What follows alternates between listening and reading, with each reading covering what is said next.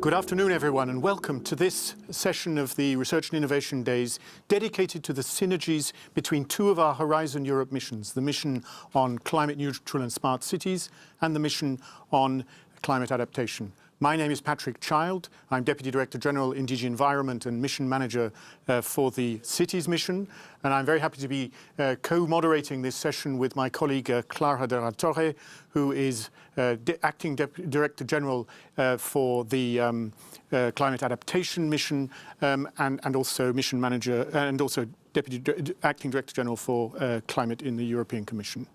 We have with us in this panel, firstly in the studio, Connie Hedegaard, who is the chair of the Climate Adaptation Mission Board, and also joining us online, two members of the European Parliament, firstly Maria Spiraki, and secondly Jan Olbricht, and also Julio Lumbreras, who is from the Polytechnic University in Madrid and a member of the Mission Board for the Cities Mission. So as I say, in this session, we're hoping to address two main questions. Firstly, the synergies between these two missions, and secondly, the links and synergies that we can develop between the missions and other instruments, organizations, and policies. The backdrop for the work we're doing is, of course, dramatic. We all are very much aware of the existential threats of climate change, also the geopolitical turbulence and economic pressures generated by the Russian invasion in the Ukraine. And cities find themselves, and cities and regions, in the center of this dynamic. And therefore it is, I think, very exciting but also important that we're able to support the cities that we have in our mission to become climate neutral by 2030. And also that we can do that in a way which joins up with the work that is happening in the mission on adaptation to climate change, which has the objective of supporting regions and communities towards climate resilience by 2030. The participation of member states, regions and cities in both these work streams is very important and creates, I think, opportunities for the sort of synergies that we want to address in today's session.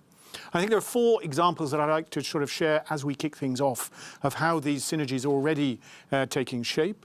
Firstly, there's a high degree of coincidence, of overlap between the cities, the 100 cities in our cities mission, and the regions and cities that have signed up to the charter of the mission on adaptation and climate change. So almost a quarter of the cities in the cities mission are in that situation. We are publishing a €40 million joint call to support cities and regions in their efforts to contribute to both missions.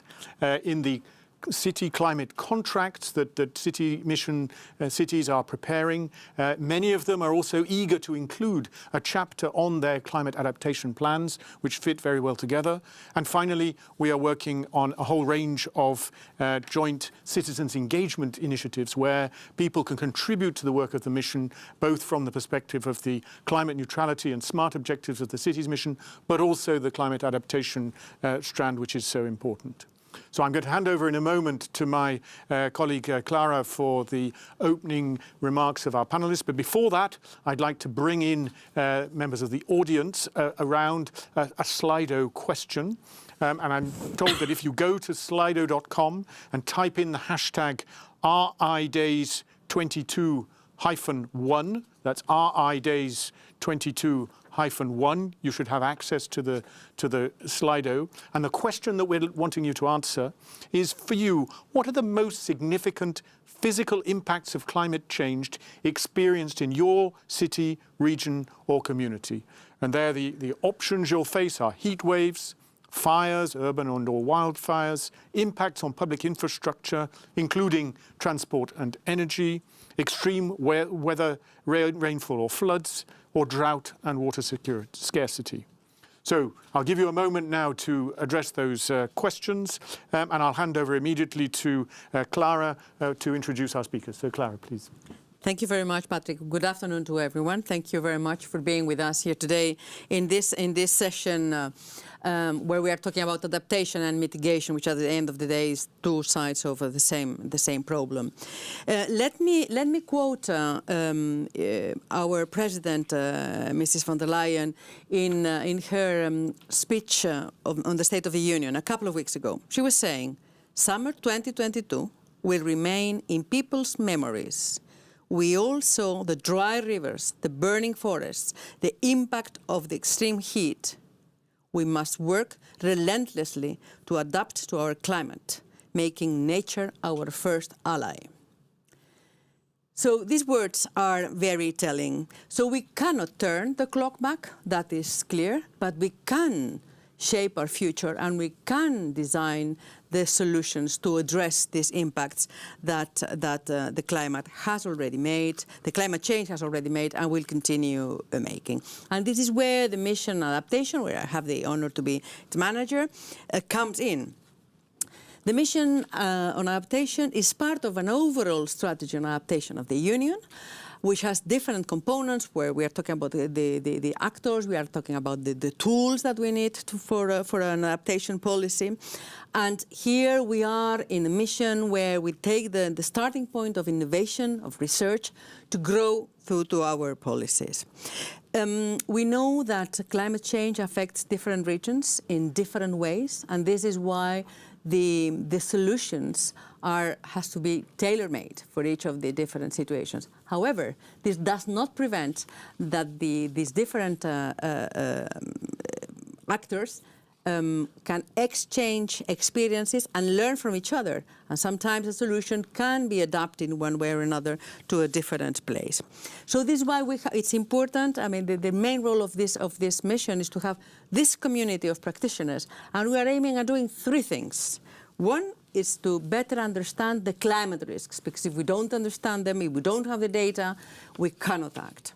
The second thing is, once we know how to identify these risks, this mission will help in developing the pathways that these different regions and cities have to have in order to address in order to cope with the climate change effects. And these pathways would preferably, it cannot be otherwise, I think, be innovative.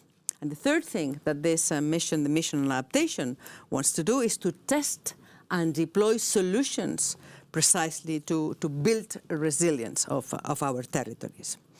In this mission, we are looking at a number of themes that were suggested by the first board of the mission, which was chaired also by Mrs. Honegaard. There we are looking at critical infrastructure. We are looking at land use and food systems.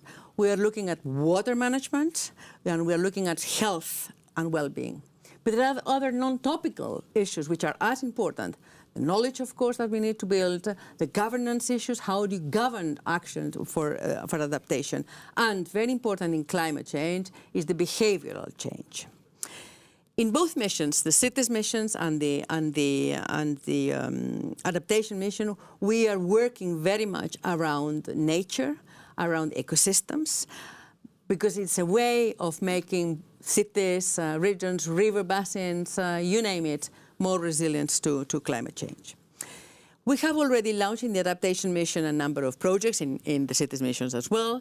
We are also launching more research and innovation projects. They will be starting next December.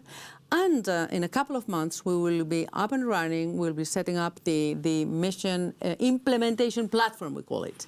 It's sort of hub which will be helping all participants in the mission to do a number of things. It will be equipping them with knowledge, equipping them with tools to address the climate adaptation. So stay tuned, because in January, I hope that this implementation platform will start delivering services. We are also preparing calls to build demonstrators in a number of regions or places of Europe. And there is a call on Horizon Europe coming soon. It just closed 2 days ago, and out of that one, we'll have some demonstrators that we will be putting on the ground. We have already worked to find synergies with the Oceans mission, and now it is and this is why we're here today. It is our intention and determination to work more with the cities mission. So as Patrick was saying, 23, so quarter of the cities that have signed up the cities mission have also adhered to the charter of the adaptation mission, and it is clear that we are not going to follow parallel, separate paths for these cities. They need to address in a whole, encompassing manner the adaptation and their mitigation issues. Let us not forget that we are obliged by the Green Deal in Europe, but around the world with by the Paris Agreement, to become climate neutral by 2050, but we are also obliged to become climate resilient. So the two things have to go hand in hand. It is important, also very important in our mission, and I'm sure in the cities mission as well, that we have not only the cities authorities and the regional authorities, but we have the member states, because they are having a number of policies which affect positively the actions of these missions. We have to have the researchers; it cannot be otherwise. We have to have the business. We have to have the citizens that have to make each of them. They have different roles, but all of them have to come to the same together to the same end. A mission is also a way of bringing together bright and innovative minds, and from a set of bright and innovative minds, I'm sure we'll find more light for the future. I see that in this Slido that you have kindly replied to, we have three of the effects which come roughly at the same point. Heat waves is the first, 27% of you. Extreme rainfalls or floods, 25%, and drought and water scarcity. So each of them a quarter of the replies. Then we have also the impact on public infrastructure, 15% of you, and the fires, which can be urban and or wildfires. So all these events have to be addressed at the same time in our adaptation endeavor, and certainly this mission will be helping to address that. Back to you, Patrick.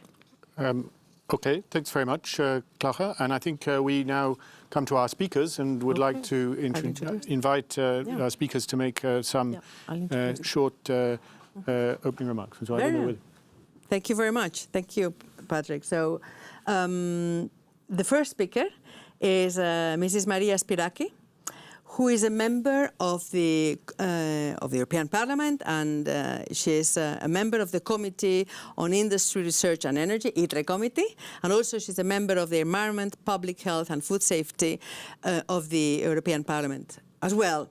And she is connected with us live from Greece. Mrs. Spiraki is very well placed to talk about many things, but in particular, I think she's going to address the importance of the social dimension of this transition in which we have to undergo. The choice of the citizens also, how are they shaped? Mrs. Spiraki, you will explain all this much better than myself. The floor is yours. Thank you. Thank you for having me. Thank you, Madam Director General, and thank you very much, Patrick. And also my personal thanks to Commissioner Gabriel for this very kind invite. To start with, I would like to say something which is important, and sometimes it's clouding under the pressure we face on the issue of the energy crisis, because climate crisis is dominating our time. And at the same period, we face the energy crisis, which is fully related to climate crisis. And it's having a priority in our everyday political and social debate and concerns. And that's why I think that the missions we are discussing today are of paramount importance. Are of paramount importance because, according to the number, more than 3 to 4 of the European population live in urban areas, which is expected to rise to almost 85% by 2050. So it is important to tackle this issue by adapting First of all, the sectors that we have to focus, and then the best practices and the best instruments available we have to address this kind of issues.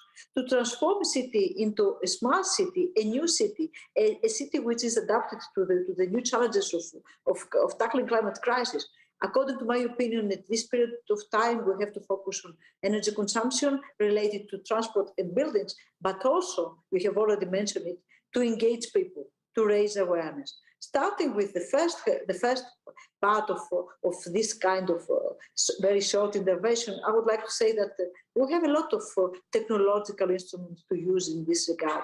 It is the technologies which use data analytics, it is the wireless communication system, it is the low-cost sensor, it is the data-accurate devices, it is all of them, including, of course, 5G, cloud, artificial intelligence, and all this. But at this period of time, we face a very, very important problem, and it is the problem between the demand and supply chain. And in this regard, in the energy sector, we have to take into account that smart cities, meaning that we reduce consumption in terms of transportation and in terms of buildings, because these two sectors are the biggest consumers in most countries and in most cities.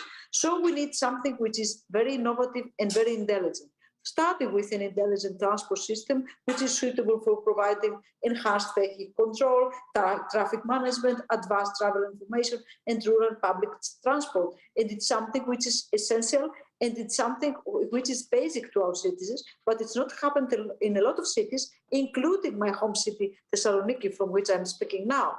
For buildings, energy consumption needs to be monitored very, very carefully. And for example, so we have a lot of examples, but I would like just to give you an example concerning the building management system, which is using Internet of Things systems to monitor the reduction in energy consumption and to manage ventilation and lighting, to adjust real-time electricity consumption and adjust the loads of energy grid with the vital and the success in smart cities, which is of paramount importance. So we have a lot of best practices available, and it's now time to work as an ecosystem. That's why I think that it is very important to have the platform you have already mentioned, to use the best practices that they are available, to adapt them.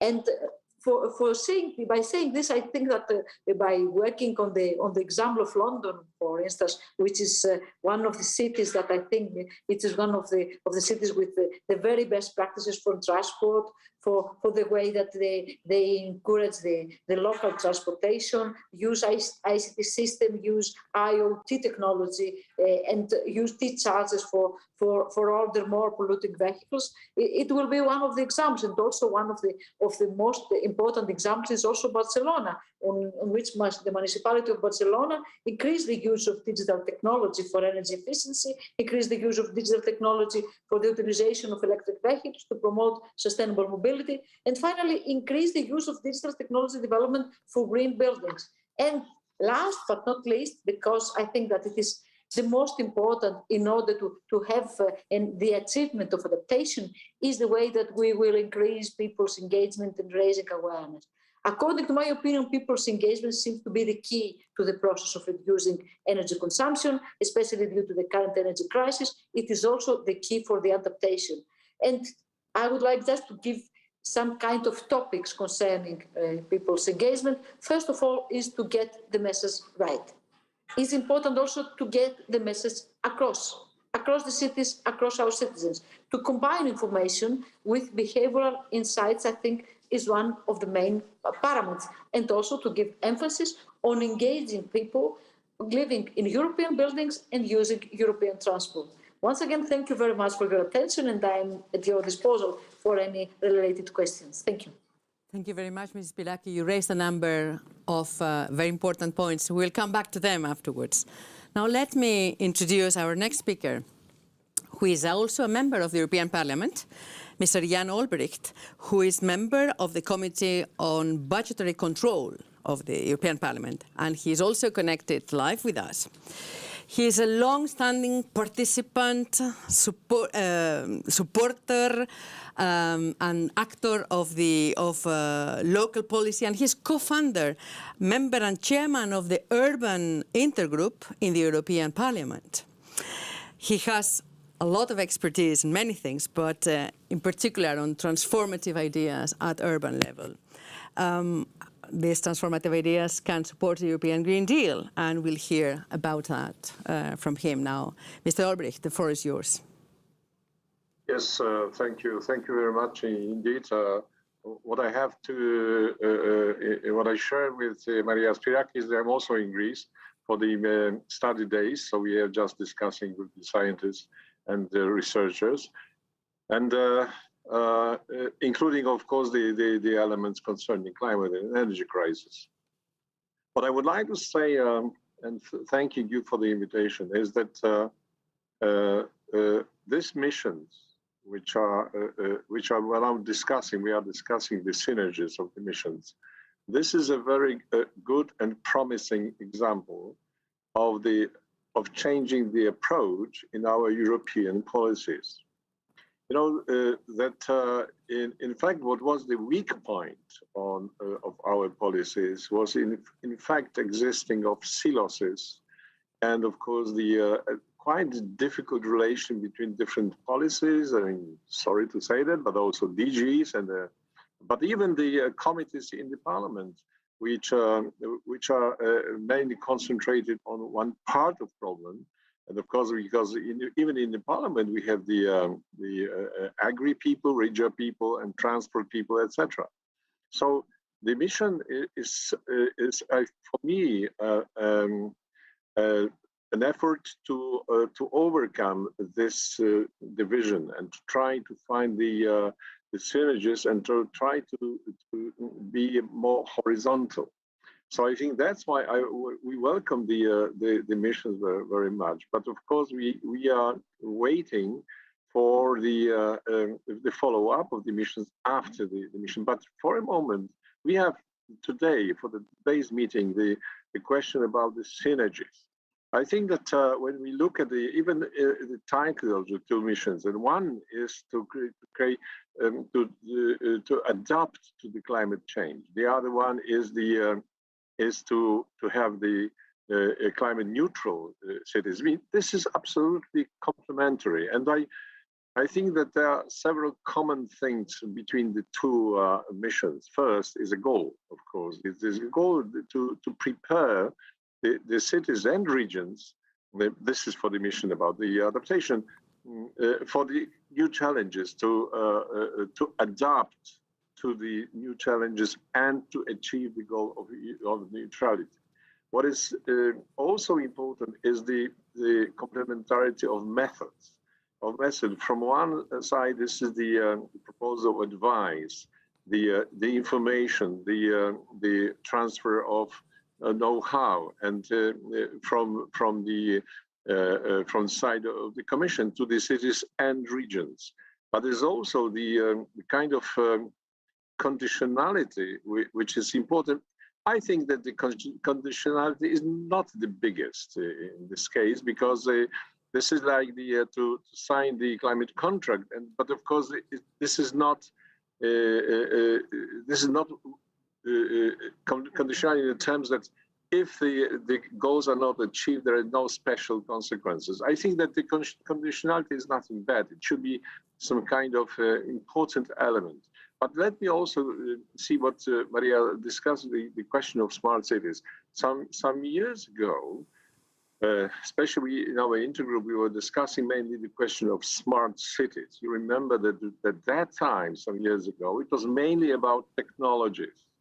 About the technologies, the new technologies, etc., etc. So using the new technologies for the development, for the growth in the cities.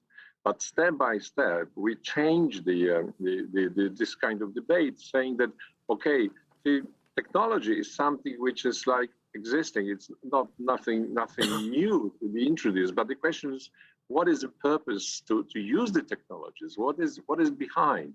What about the thinking about smart cities as not only smart local authorities, but smart cities? What about creating the skills of the people? What about first of all, the partnerships? Partnerships, I mean, the cooperation of citizens, of different actors. So it was, and of course, what is very close to the mission about the adaptation is Smart city is the city which is prepared to adapt to the new challenges, like the climate change. This is a smart city. Of course, it means that they have the very, very well prepared people. They have the know-how. They have, of course, the technology, but they also this capacity to work together, to create the partnership inside. So I think that this is today about smart cities, not only about technology. So I think that these two missions, this is, as I said, for us, this is opening of the new approach in our European policies.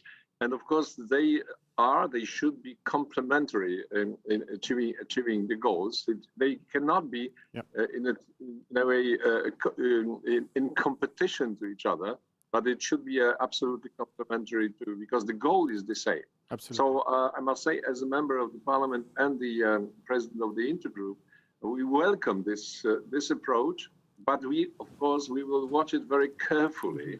What is the way of working and what is the consequence of all the missions? Thank you. Thank you very much, Mr. Albrecht. I have the pleasure now to introduce Mrs. Connie Hedegaard, who is a former commissioner for responsible for climate action, and today she's here with us because she is the chairwoman of the mission board of the Adaptation mission, but she was also the chair of the first mission board and the brain behind one important leading brain behind the concept of this mission. Mrs. Hedegaard, we'll come back to the synergies, but if you could help us in tell us, how do you see the research and innovation gaps that we have? How can research and innovation can address the gaps that we have with these two missions? Clara, I think there is a lot to address, and I think we have already heard sort of a number of reasons why. I mean, after this summer with Putin and six months with Putin's war, the summer we have experienced in Europe, I'm sure that every administrative staff out there in the region, in an office, they are struggling with what to do with our water problems, what to do with waste, what to do with planning, what to do with getting all the municipalities in my region to work better together. I'm sure that they're doing exactly the same in the cities. But we are not very good at scaling things. We are not very good at sharing practices. So although that in Europe, we have so many targets and ambitions and intentions, it's all set now and we do not disagree anymore whether that's the right way to go. So much good is in the pipeline, but we are scaling too slow and we are too slow in innovating. And I think that there we really need to cooperate in brand new ways. Now, Mr. Albrecht was referring to it was hard to differentiate between mitigation and adaptation. I can tell you all that we struggle with that in the adaptation mission board because it's right that there is a lot of spillover. But we managed nonetheless to do so. And I think that what R&I can do here is to assist and support with this cross-cutting approach. We must ensure that what is being done at one level does not counter what is being done at another level. It is about cooperating between policy levels. It's about ensuring that when you do something for mitigating, you're not working against adaptation. When you pick one technology here, you must be sure that that is not working counter to some other things there. So to ensure that, and to also provide some of the data to make it easier for those out there in the systems to work with these things.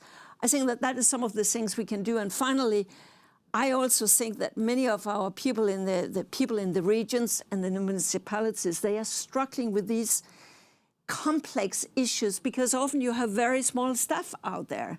So to help them maneuver in the complexity by more open source, by helping when they identify gaps of some kind to try to bring it in and address it commonly. I think that is some of the things we could help with. And I would agree again very much with what Jan Albrecht says, that would also mean a new way of cross-cutting cooperation internally in the Commission, in the Parliament, in all our systems. As long as we don't do that, we are running the risk of setting a lot of nice targets, but very soon it will be visible to our citizens that we are not going to reach them. And mind you, that both the Cities mission have 2030 as its target point with the climate neutral cities. And in the adaptation mission, we have the ambition of having resilient regions. I mean, if we align that, and after that, all of Europe must achieve climate neutrality and resilience by 2050, we could really speed forward, fast forward dramatically to make it more likely that Europe is not just talking and setting targets, but actually delivering on it to the benefit of the citizens. Thank you very much. Look, indeed, we have plenty of things to do, and we can address some of them ourselves, but we need you all in the audience and all the actors in the audience to bring in their part.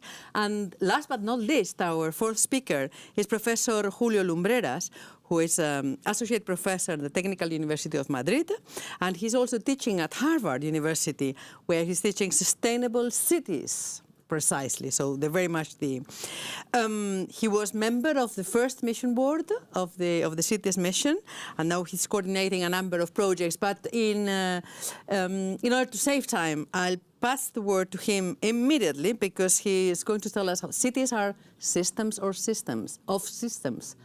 What does it mean in reality? What do we need to do, Professor Lumbreras? The floor is yours.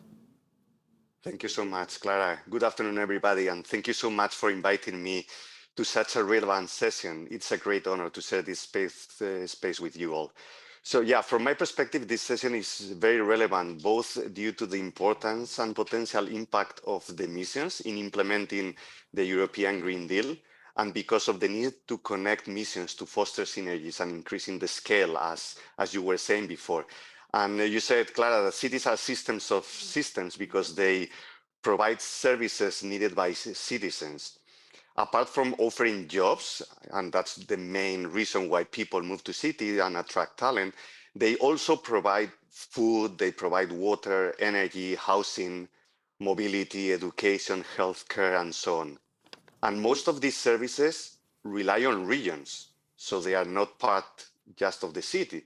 So climate neutrality couldn't be achieved without the participations of regions and communities who are the focus of the mission on adaptation. So that's a clear synergy between both missions. So for instance, mobility is a metropolitan or regional service.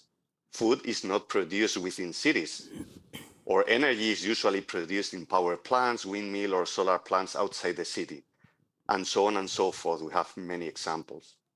And to transform the city as a system of systems, to mitigate climate change and also improve citizens' lives, there is a need for a portfolio of actions which is at the heart of the mission concept with a systemic approach. I think the portfolio should include many measures that are simultaneously reducing greenhouse gas emissions and adapting to climate change, such as nature-based solutions or building retrofitting. Therefore, it is critical to implement policies and strategies that simultaneously address both challenges. I think mitigation and adaptation are two sides of the same coin. As Mr. Oblik just said, they are complementary. Even more, all these actions provide many co-benefits, as improving air quality, reducing health impacts, improving well-being, etc. And all these issues affect humanity in a profound way, and I think can create more livable cities. Therefore, combined actions between the two missions is critical for climate, for environmental issues, for health issues, and for human well-being. However, as I think we all agree, implementing this portfolio of connected actions cannot be done by the city alone. It involves identifying actors at every point in the system and actively engaging them in co-creation and co-design processes. I think, as you were saying, it means shaping collaborative multi-stakeholder ecosystems that help identify complex barriers requiring a systemic approach, aligning objectives and working together for a common purpose. I think that's the power of with. We need to transform our cities with the citizens, with private companies, with academia and research centers, with mass media. Only through what we can call radical collaborations, we would be able to overcome the barriers we were mentioning and transforming our cities at the pace and scale that is needed. And this idea of radical collaboration, I think, also affects governments. We need multi-level governance with a close collaboration between cities, regions, member states, and the European Commission, and within the European Commission between different DGs. I think that's one of the powers of missions. Yep. They are fostering those collaborations, and we have an opportunity here to bring these missions together. Thank you. Great. Thank you all to all of the speakers. You've been extremely generous with your introductory comments. So I'm going to try and raise the pace a bit of our discussion and put some perhaps more quick-fire questions to you. And I'd like to just rebound on what you've been saying, Julio. I mean, you're a practitioner. You've been working through the Mission Board on cities, but also through the Spanish Cities 2030 platform. And so, looking at your experience as a practitioner, bringing together mitigation and adaptation, what specifically, in sort of 1 or 2 minutes, are you looking for from these two missions to support your work? Well, thank you. It's hard to summarize, but I think we need both approaches. I think Ms. Hedegaard said that we are already suffering the effects of climate change, right? Like, for example, in Spain, the heat waves this summer. And we need to adapt our cities to these more frequent extreme events. So, for instance, we need more green spaces, we need retrofitted buildings, we need water storm systems, but we also need to become climate neutral to prevent additional effects from climate change and to improve quality of life of our citizens, right? So, and the most of the needed measures, I think, to reduce greenhouse gas emissions can simultaneously have impact in adapting to climate change, right? So both sides, as we were saying before, both issues are sides of the same coin. Okay. But if going to your point, I think the mission bring an umbrella to work together, to connect initiatives.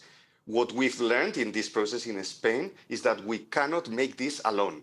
We need to break down silos, and I think missions allowed it. Breaking silos at the city council, working across departments, for example, creating cross-departmental teams. We have to break down silos between sectors, working with this approach of a portfolio. Break down silos between stakeholders, creating a multi-stakeholder platform, what the mission is asking for. I think we also need to break down silos between cities, working together, the cities gaining a scale, reducing risks, and overcoming the barriers for a deep transformation.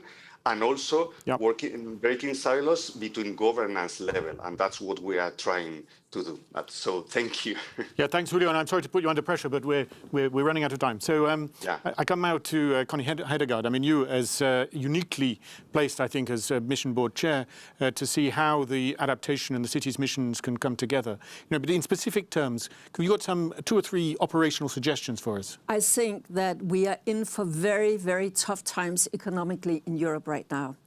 And there will be hard competition of all the different purposes that must be financed. So I think that to work together on interesting new financing models, that is one area. With the European Investment Bank, but also others. How do we do it? Are there new ways of doing it? The other thing I would mention is data, to cooperate on data, to share data, to make them available to those taking decisions. And finally, I would say it's really important that when we talk about the importance of outreach to citizens, why don't we do that jointly, at least in some instances? You mentioned yourself the overlap between some of the cities who are part of our mission, who are part of your mission. Why don't we do some joint outreach to citizens? Because to citizens, they will not understand the finer differences between these missions. To them, it's about how do we cope with this? Great, thanks. Some very operational thoughts there. So now I want to move to Jan Albrecht. You, I think, are well placed from your perspective in the European Parliament to help us understand the opportunities there might be specifically for collaboration and synergies between different EU instruments, and whether you could have got some ideas about particular instruments that are perhaps underused at the moment. And again, if you can give us a sort of 1-minute soundbite on that, that would be great. I think that what is important is to use everything which exists. First, there are a lot of very interesting, important results of research in the horizon. And I think that it should be also translated in the framework of the open data and this know-how transfer. This is first. Second, let's not forget that there are some instruments which we have already created, like the question using the idea of Convention of Mayors and the plan which has been prepared by the members of Convention of Mayors. I think that this should be also the link to the mission.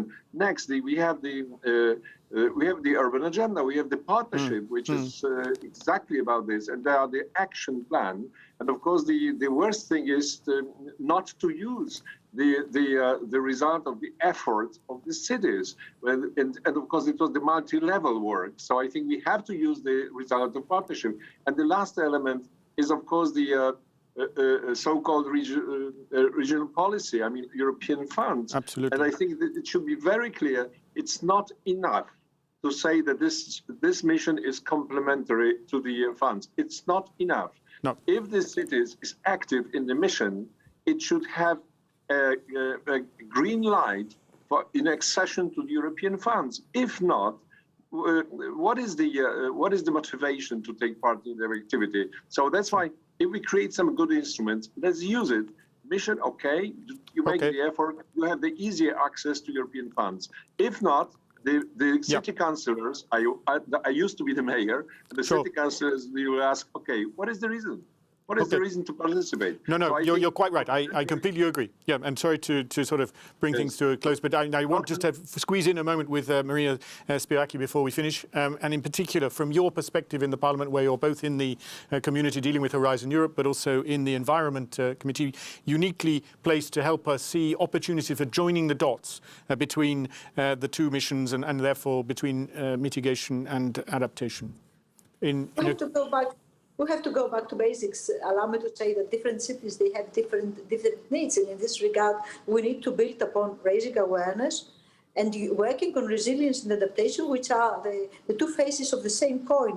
And by saying this, I think that we have to work on significant change in thinking from the individual to organizational level. This is, for me, the key point. And of course, I fully agree with Jan Orbeck, we have to have some kind of rewards in order to participate in mission when it comes to cities. And it is also important to put some kind of preconditions in order to motivate mayors and local councils to engage. Otherwise, it will be something like a theoretical approach and not something that it has some kind of concrete results and impacts to our cities. Great. Thank you very much, and thanks to all our speakers. I will hand over in a minute to Clara for some closing remarks, but for me, this has been a really rich discussion which has highlighted some extremely important themes. Citizen engagement, working at all levels of government, the importance of using our financial instruments in the most effective way, and above all, joining the dots between adaptation, mitigation, through the work of the two missions. But Clara, please. Thank you very much, Patrick. Thank you very much to all the speakers. Indeed, it was very rich. I will not attempt to summarize. Some takeaway messages. One, mitigation and adaptation are two sides of the same coin. They are sometimes reinforcing synergies, but sometimes there are trade-offs in their solutions. So let us be careful with those ones. Second, these missions are very important tools to address the urgency of the moment with the multiple crises we are facing. Third thing, these two missions would, a little bit in the way that Mr. Albrecht was saying, should be able to leverage funding to address, because all this needs investment, all this costs money. So beyond the research and innovation money, we need to be able to leverage public and private money because there is business case. And fourth, please come to these missions. If it's only by you all participating in these missions that these missions will deliver on their mission. So thank you very much for being all here, the speakers, the audience, and stay tuned. These two missions, the cities missions and the adaptation mission, are there to help you all, to help us to face the crisis we have ahead of us. Thank you very much for listening. Goodbye.